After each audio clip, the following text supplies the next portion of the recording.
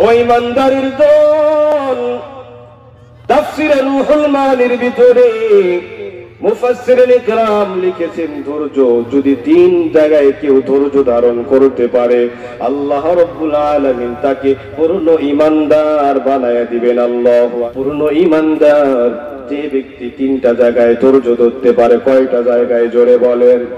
এই 3টা জায়গার কথা বলেই বিদায় নিব। 3টা ট্যাবলেট আজকে বাড়িতে সবাই নিয়ে যাবেন।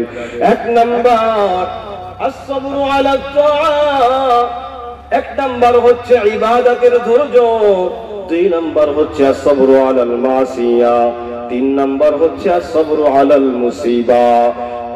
1 নাম্বার হলো ইবাদতের ভিতরে ধৈর্য, 2 নাম্বার হলো গুনাহ থেকে নিজেকে ধৈর্য ধারণ করার মাধ্যমে বিরত থাকা, 3 নাম্বার হচ্ছে সমস্ত মুসিবতের উপরে ধৈর্য ধারণ করা। পারা যাবে তো ইনশাআল্লাহ? এ মুসলমান ইমানদারের দল, এই 3টা জায়গায় ধৈর্য ধরবেন। ইবাদতের ধৈর্য কেমন? তাফসীরে রুহুল মানির ভিতরে আছে সাবরা ইয়াসবুরু, অর্থাৎ ধৈর্যের সাথে নিজেকে আটকায় রাখা ইবাদতের ভিতরে। কেমন আটকায় রাখবেন? এই মুসলমান ইমানদারের দল, আজকে বয়ান শুনছেন, নামাজ পড়তে হবে, নামাজ ছাড়া জান্নাত পাওয়া যাবে না। আজকে বয়ান শুনলেন, কোরআন তেলাওয়াত করলে আমার মালিকের সাথে কথা হয়। কোরআন তেলাওয়াত যে যত করে আমার মালিকের সাথে তার তত বেশি প্রেম হয়।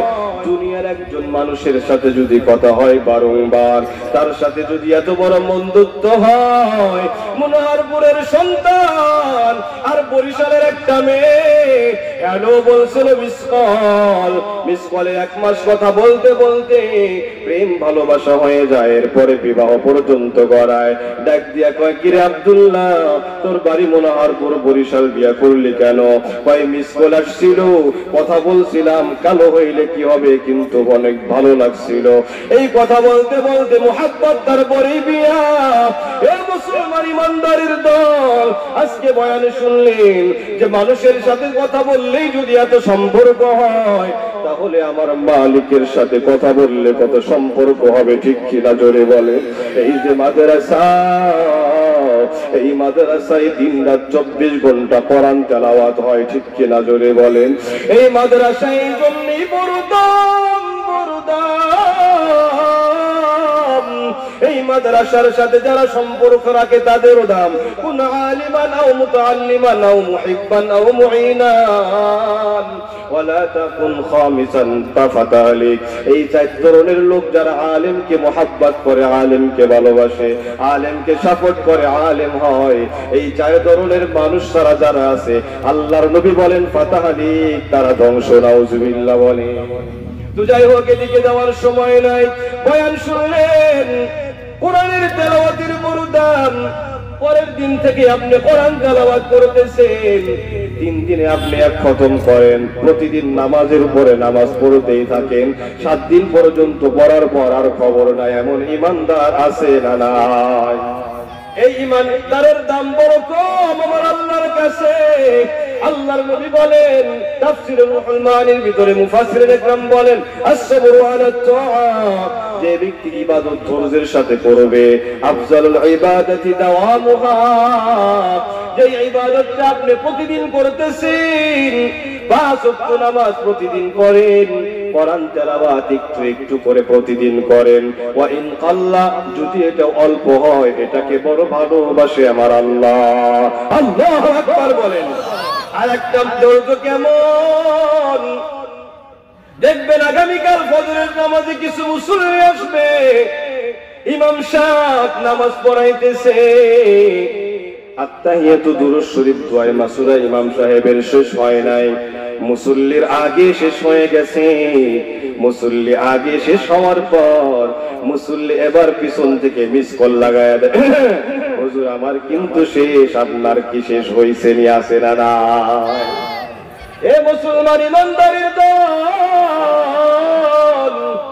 প্রত্যেক ওয়াক্তেই নামাজের সময় কিছু মানুষ দেখবে মিস কল লাগায়, হুজুর আমার কিন্তু শেষ, তাড়াতাড়ি আপনি শেষ করে দেন।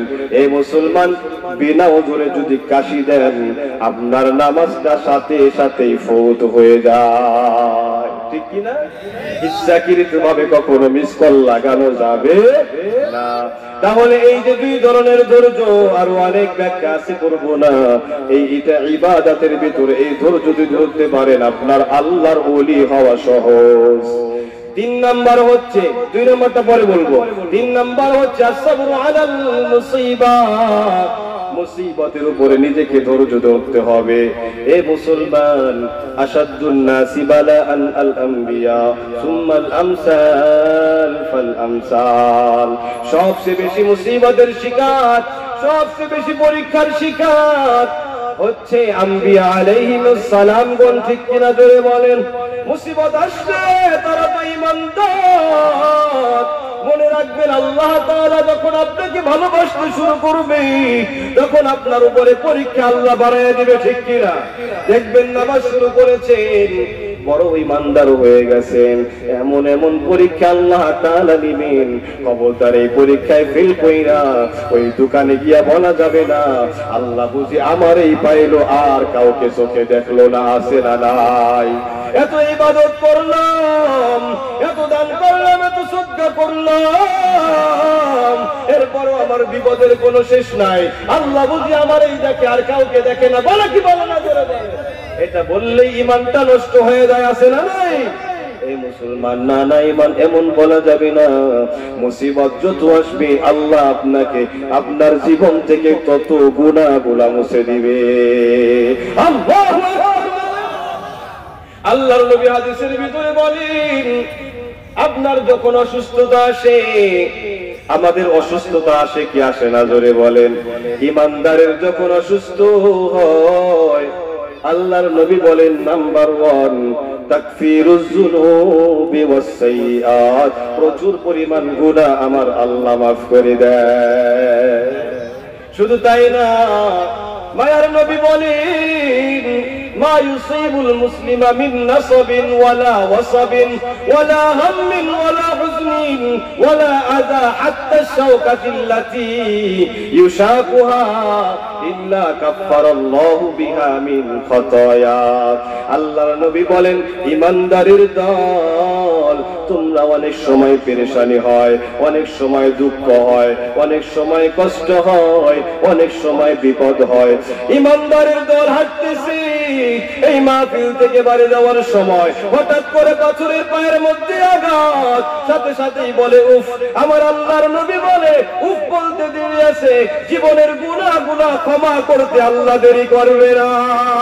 আল্লাহু আকবার বলেন। ঈমানদাররা পেরেশানি হলে আল্লাহ গুনাহ মাফ করে, চিন্তিত হলে গুনাহ মাফ করে, জ্বর হলে আল্লাহ গুনাহ মাফ করে, ঠান্ডা লাগলে আল্লাহ গুনাহ মাফ করে। যত ধরনের অসুখ বিসুখ হয়, অসুস্থতা হয়, সব কিছুর মাধ্যমে আল্লাহ গুনাহ মাফ করে খাঁটি মুসলমান বানাইয়া, জান্নাতি বানাইয়া কবরের ভিতরে ঢুকাইয়া দেয়। আল্লাহ এ মুসলমান, তাকায় দেখি নবীদের এত ধৈর্যের পরীক্ষা, সমস্ত নবী ধৈর্যের পরীক্ষায় পাস। আইয়ুব আলাইহিস সালাম 18টা বছর পর্যন্ত কিরার পোকা ধরে গেছে শরীরের ভিতরে, অসুস্থ, ঠিক কিনা জোরে বলেন? উঠতে পারি নাই, কেমন পোকায় ধরেছে।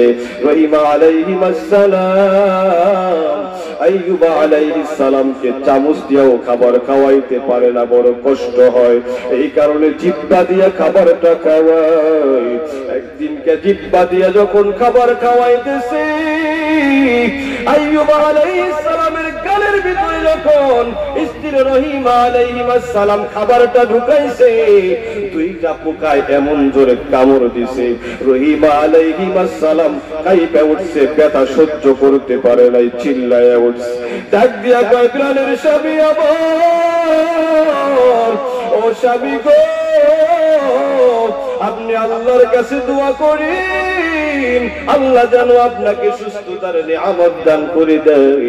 ও রহিমা, সন্তান চলে গেছে, সম্পদ চলে গেছে, আপন আত্মীয় স্বজন সব গেছে, তুমিও যদি যাইতে চাও যাও, আমি আল্লাহর ধৈর্যের পরীক্ষায় আমি ফেল করতে পারবো না। আমাকে আল্লাহ তাআলা অনেকদিন পর্যন্ত সুস্থতার নিয়ামত দান করেছিলেন, মাত্র 18 বছর আমি অসুস্থ না ধৈর্য হারা হব না। এদিকে পায়ের গোস্ত সব খেয়ে ফেলাইছে পোকায়, হাতের গোস্ত গুলা সব খেয়ে ফেলাইছে পোকায়, এলাকার মানুষটাকে এলাকায় জায়গা দেয় নাই, সবাই ধরে ধরে ওই জঙ্গলের ভিতরে ফেলাইয়া দিছে মুসলমান। এরপরেও আইয়ুব আলাইহিস সালাম ধৈর্যের থেকে এক চুল পরিমাণ সরে নাই, ঠিক কিনা? কেমন নবী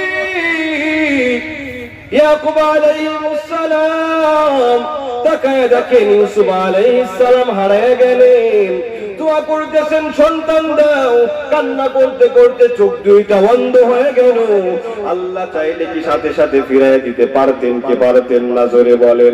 আল্লাহ অনেক বছর পর দিছে, এর মাঝখানে আল্লাহ তাআলা ধৈর্য দিয়া খাঁটি স্বর্ণ আল্লাহ রাব্বুল আলামিন বাছাই করেছে, ঠিক কিনা? দেশের মানুষের জন্য দৃষ্টান্ত স্থাপন করেছে। তাকায় দেখো না, তোমরা দোয়া করো, পরের দিন যদি দোয়া কবুল না হয়, ডাক দিয়া বলো এত নামাজ পড়লাম, এত সাদাকা করলাম, দোয়া করলাম, কবুল হয় না। অথচ নবীরাও বছরের পর বছর দোয়া করেছে, অনেক বছর পর যায় দোয়া কবুল হয়েছে, ঠিক কিনা? জোরে বলে। এ মুসলমান ইমানদারের দল তা নয়।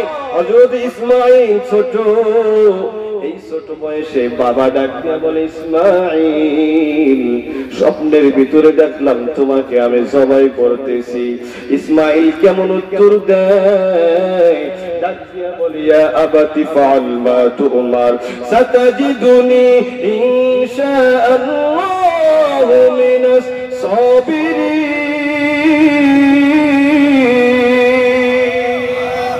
আমাকে ধৈর্যশীলদের কাতারে পাবেন। আল্লাহু আকবার বলেন।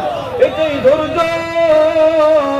হে মুমিন, তাহলে 2 নাম্বার হচ্ছে আপনি, 3 নাম্বার হচ্ছে মুসিবতে ধৈর্য ধারণ করা, 2 নাম্বার হচ্ছে গুনাহের থেকে নিজেকে ধৈর্য ধারণ করা।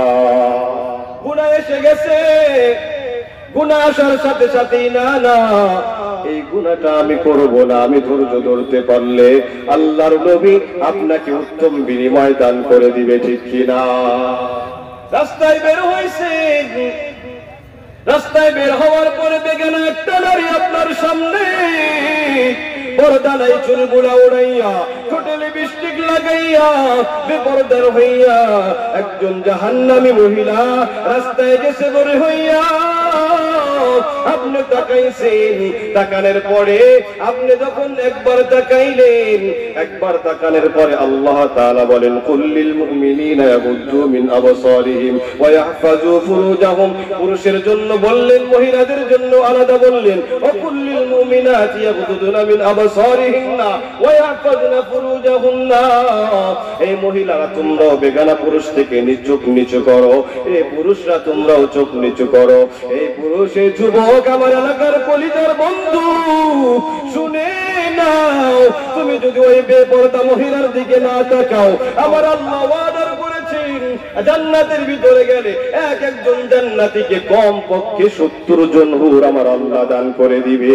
আল্লাহু আকবার বলেন। কেমন সুন্দর হুর, 70টা জামা গায়ে দিবে, এর ভিতর থেকে আবার গোশত, তার ভিতর থেকে হাড্ডি, হাড্ডির মগজ পর্যন্ত দেখা যাবে। আল্লাহু আকবার বলেন। এই আখিরাতের হুর যদি পাইতে হয়, দুনিয়ার মাটির হুর, পচা গন্ধ হুর, এইগুলা চোখ থেকে ছাইরে ফেলে দিতে হবে, ঠিক কিনা? একবার তাকাইছেন, আল্লাহর ওয়াদার চোখ নিচে নামাও, আপনি নামায় ফেলাইছেন, শয়তান এখন বারবার ধোঁকা দেয়, আবার একটু তাকা, দেখ না কত সুন্দর, এত সুন্দর তো আর তুই পাইবি না, আবার একটু তাকা। শয়তানের ধোঁকা পাইয়া যদি আপনি না তাকাইতে পারি, আমার আল্লাহ প্রধান অতিথি চলে এসেছে। আল্লাহু আকবার বলেন। নারায়ে তাকবীর। প্রধান অতিথির আগমন, আল কোরআনের আলো, আল হাদিসের আলো, প্রধান অতিথির আগমন, মাহফিলের পক্ষ থেকে তাকে প্রাণ ঢালা শুভেচ্ছা, ঠিক কিনা জোরে বলেন। তো যাই হোক,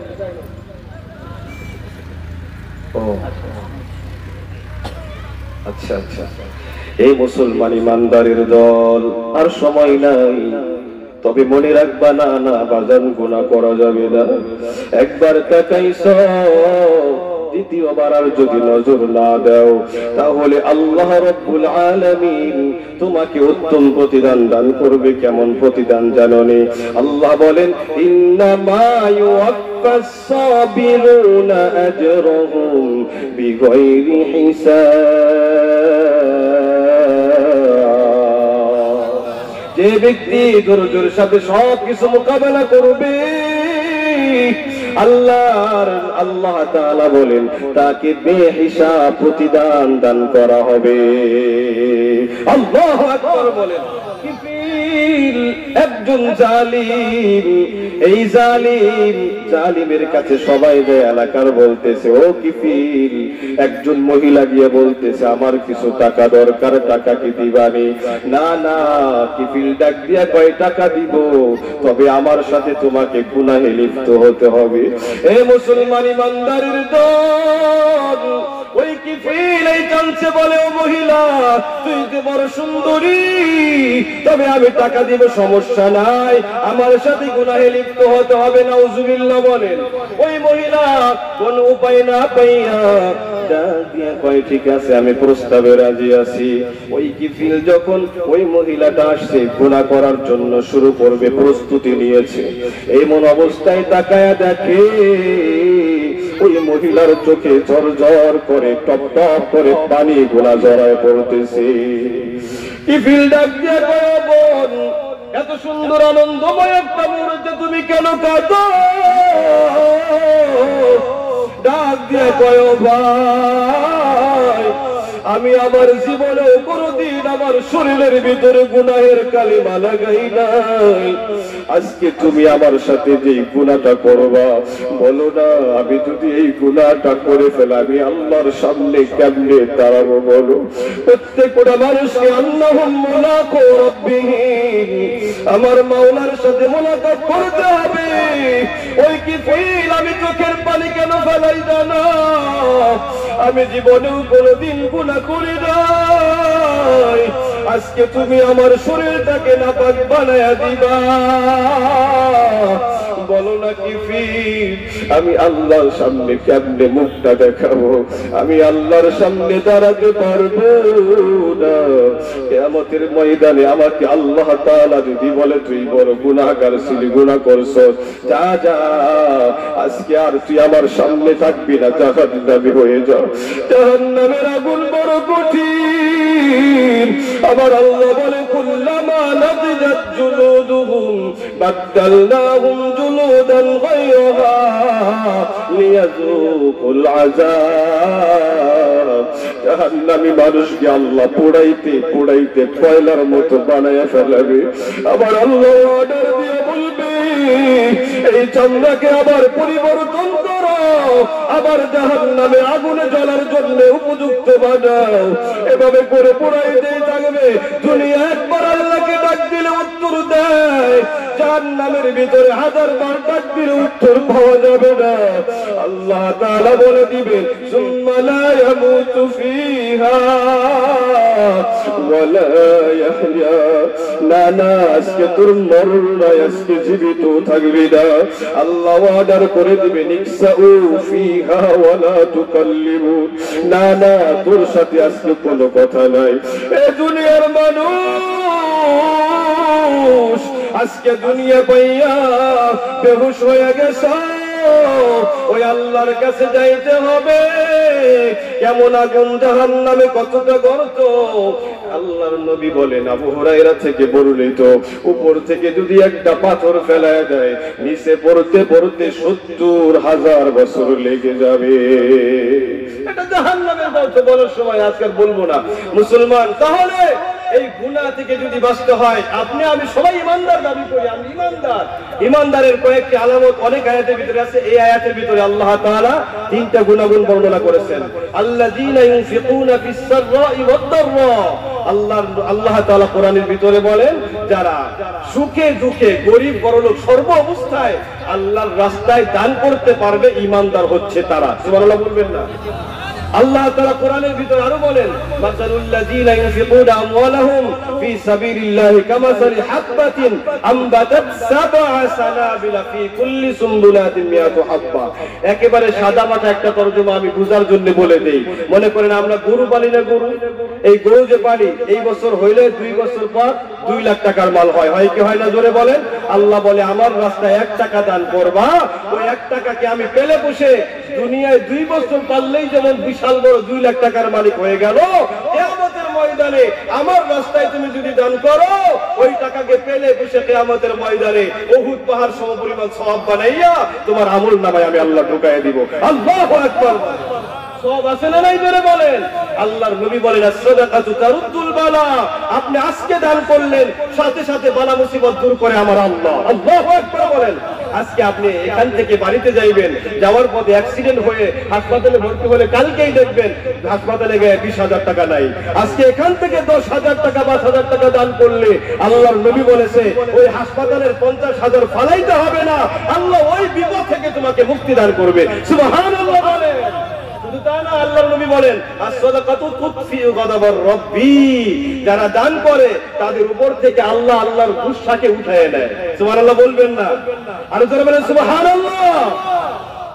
হযরতে গজনবী সুলতান মাহমুদ গজনবী রাহিমাহুল্লাহ, উনি রাস্তায় সব সময় হাঁটাহাঁটি করে, সবাই এদিকে তাকান, উনি রাতের বেলায় হাঁটাহাঁটি করে। এক সময় দেখে একটা ছেলে মাদ্রাসার ছাত্র একটা জানালার আলো দিয়ে বই পড়তেছে। উনি ডাক দিয়ে বলছে, বাবা এখানে কেন তুমি? কই, আমার টাকা নাই, পয়সা নাই, ঘর নাই, বাড়ি নাই, এই কারণে আমি এখানে জানালার আলো দিয়ে পড়ি।